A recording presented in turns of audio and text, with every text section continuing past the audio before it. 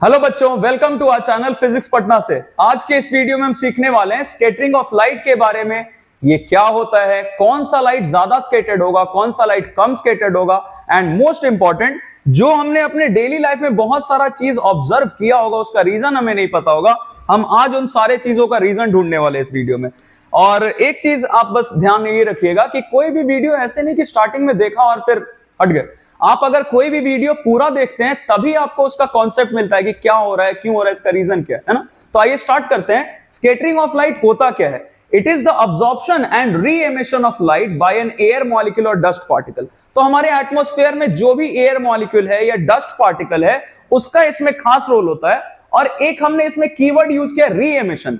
जैसे आपको दिख रहा होगा, यहां से सनलाइट आया, रास्ते में इसको मिल गया कोई एयर मॉलिक्यूल या डस्ट पार्टिकल, तो ये लाइट को क्या करता है, अब्सॉर्ब कर लेता है और फिर री एमिट करता है। यही हमारा कीवर्ड है इसमें, री एमिट। री एमिट क्यों बोल रहे हैं? क्योंकि पहले तो ये सन से एमिट हो ही चुका है और जो डस्ट पार्टिकल या एयर मॉलिक्यूल है उसने इसको अब्सॉर्ब किया और फिर री एमिट किया, दोबारा एमिट किया। तो री एमिशन के वक्त आपको दिख रहा होगा लाइट हर एक डायरेक्शन में जा रहा है। लाइट का कोई फिक्स डायरेक्शन नहीं है कि किधर जाएगा।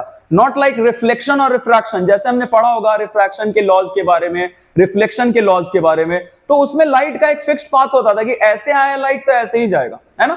लेकिन स्कैटरिंग में कोई फिक्स्ड पाथ नहीं है, हर एक डायरेक्शन में जाएगा, बिखर जाएगा। इसीलिए हमने टर्म क्या यूज किया है, स्कैटरिंग। स्कैटरिंग का मतलब क्या होता है? बिखर गया, कोई फिक्स डायरेक्शन नहीं, हर एक डायरेक्शन में चला गया, इधर इधर इधर सारे डायरेक्शंस में। तो इट इज क्वाइट सिंपल। अब सवाल इसमें एक और आता है कि जो सनलाइट से हमें, सन से जो हमें लाइट मिल रहा है उसमें तो 7 कलर्स होते हैं। प्रोमिनेंटली हमने एक टर्म इसमें यूज किया है। क्यों? क्योंकि 7 कलर्स जो हमें रेनबो में दिखता है, स्पेक्ट्रम में दिखता है, उसके अलावा भी बहुत कलर्स ऑफ लाइट है। जैसे रेड है तो रेड का ही बहुत सारा अलग अलग शेड्स होता है। तो हम सारे के बारे में बात नहीं करते, हम प्रोमिनेंटली 7 कलर्स के बारे में बात कर रहे हैं। तो कौन सा कलर ऑफ लाइट ज्यादा स्कैटर्ड होगा, कौन सा कम स्कैटर्ड होगा, इसके बारे में हम समझते हैं। आइए देखते हैं। पहला केस क्या है, साइज ऑफ एयर मॉलिक्यूल या डस्ट पार्टिकल जिससे स्कैटरिंग होने वाला है उसका साइज वेवलेंथ ऑफ लाइट से कम होना चाहिए। जो भी लाइट है, जैसे violet colour of light, blue colour of light, red colour of light, जो भी कलर ऑफ लाइट है उसके वेवलेंथ से कम होना चाहिए। किसका साइज? एयर मॉलिक्यूल का या डस्ट पार्टिकल का।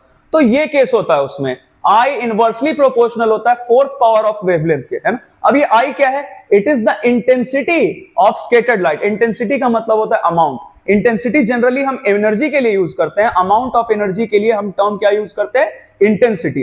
तो कौन सा कलर ऑफ लाइट है जिसका स्कैटर्ड लाइट ज्यादा होगा, जो ज्यादा स्कैटरिंग होगा जिसमें, तो ये इसके इनवर्सली प्रोपोर्शनल है। तो हमें इससे पता चल गया कि जिसका वेवलेंथ कम होगा वो ज्यादा स्कैटर्ड होगा। जैसे वायलेट कलर ऑफ लाइट का हमें पता होगा शायद, रेड कलर ऑफ लाइट का वेवलेंथ सबसे ज्यादा होता है इन 7 कलर्स में से, और वायलेट कलर ऑफ लाइट का वेवलेंथ सबसे कम होता है। मतलब वायलेट कलर ऑफ लाइट का जो स्कैटरिंग होगा, इंटेंसिटी ऑफ स्कैटर्ड लाइट होगा, वो वायलेट कलर ऑफ लाइट के लिए सबसे ज्यादा होगा। और रेड कलर ऑफ लाइट का वेवलेंथ ज्यादा होता है, इसलिए उसमें इंटेंसिटी ऑफ स्कैटर्ड लाइट सबसे कम होगा, है ना। It is quite simple.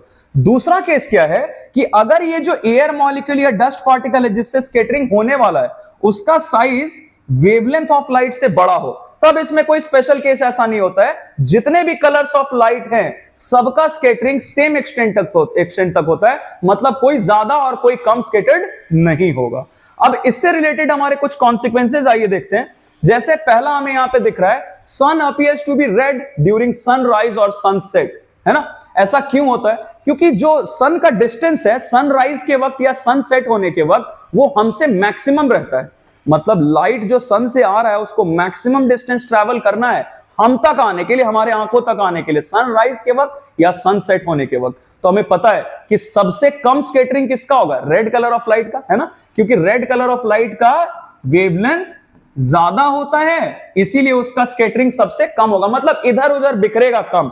और बाकी जितने कलर्स ऑफ लाइट है जैसे वायलेट, इंडिगो, ब्लू, ग्रीन, ये सब का वेवलेंथ कम होता है इसलिए उसका स्कैटरिंग ज्यादा होगा। मतलब वहां से चलना शुरू हुआ सन से, हमारे तक आते आते जितना कलर्स ऑफ लाइट है सब इधर उधर बिखर गया, स्कैटर्ड हो गया। लेकिन सबसे कम कौन स्कैटर्ड होगा? Red colour of light. इसीलिए हमारे आंखों तक कौन सा कलर ऑफ लाइट पहुंचता है? Red colour. इसीलिए हमें सन रेड कलर का दिखता है ना। दूसरा है ब्लू कलर ऑफ स्काई। क्यों दिखता है भाई? क्योंकि रेड, ये जो हमारा सन है, सन के डायरेक्शन के अलावा हम किसी भी और डायरेक्शन में देखते हैं तो स्काई हमें ब्लूइश दिखता है। क्यों भाई? क्योंकि ब्लू कलर ऑफ लाइट या वायलेट कलर ऑफ लाइट का जो वेवलेंथ होता है वो कम होता है, तो उसका स्कैटरिंग ज्यादा होगा। मतलब ब्लू कलर ऑफ लाइट या इंडिगो या वायलेट, इन सब का स्कैटरिंग सबसे ज्यादा होगा, है ना? स्कैटरिंग ज्यादा होगा मतलब चारों तरफ स्काई में कौन बिखरा हुआ है, कौन फैला हुआ है? ब्लूइश कलर ऑफ लाइट, या बोल सकते हैं वायलेट या इंडिगो, है ना? तो ओवरऑल हमें कैसा कलर ऑफ लाइट दिखता है? ब्लू कलर ऑफ लाइट दिखता है स्काई का, ब्लू कलर दिखता है स्काई का, है ना?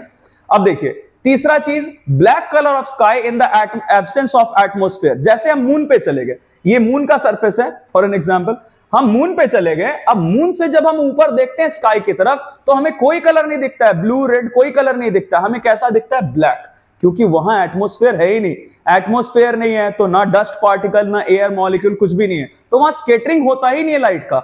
मतलब लाइट इधर उधर कहीं गया ही नहीं, बिखरा ही नहीं, तो हमें चारों तरफ कोई कलर नहीं दिखता है, सिर्फ ब्लैक कलर दिखता है स्काई का, है ना? चौथा, white colour of cloud. White cloud का व्हाइट कलर हमें क्यों दिखता है? ये सोचने वाली बात है। क्लाउड किस चीज का बना हुआ है? वाटर ड्रॉपलेट्स, है ना? उसके अंदर क्या है? जो हमारा क्लाउड है उसके अंदर है ड्रॉपलेट्स, वाटर ड्रॉपलेट्स है। तो वाटर ड्रॉपलेट्स का जो साइज होता है, it is greater than the wavelength of light. तो इसमें जितने कलर्स ऑफ लाइट है सबका स्कैटरिंग सेम एक्सटेंट तक होगा, कोई ज्यादा कोई कम स्कैटर्ड नहीं होगा। फॉर एन एग्जांपल, वायलेट भी उतना ही स्कैटर्ड हुआ, रेड भी उतना ही स्कैटर्ड हुआ, ग्रीन भी उतना ही स्कैटर्ड हुआ चारों तरफ। तो सब मिला के हमें कैसा कलर ऑफ लाइट दिखेगा? हाँ, व्हाइट कलर ऑफ लाइट दिखेगा। सातों कलर्स मिला के हमें कैसा कलर मिल जाएगा? व्हाइट कलर ऑफ लाइट मिलेगा। इसीलिए हमें ये ओवरऑल कैसा कलर दिखता है क्लाउड का? व्हाइट कलर दिखता है। यही अगर कोई ज्यादा स्कैटर्ड होता, कोई कम स्कैटर्ड होता, तो हमें अलग अलग कलर्स दिखता है, जैसा अभी हमने एग्जांपल्स में डिस्कस किया। लेकिन सम सेम एक्सटेंट तक ये स्कैटर्ड होते हैं, तो सब मिला के हमें कैसा कलर ऑफ लाइट दिखता है? व्हाइट कलर ऑफ क्लाउड दिखता है हमें, है ना?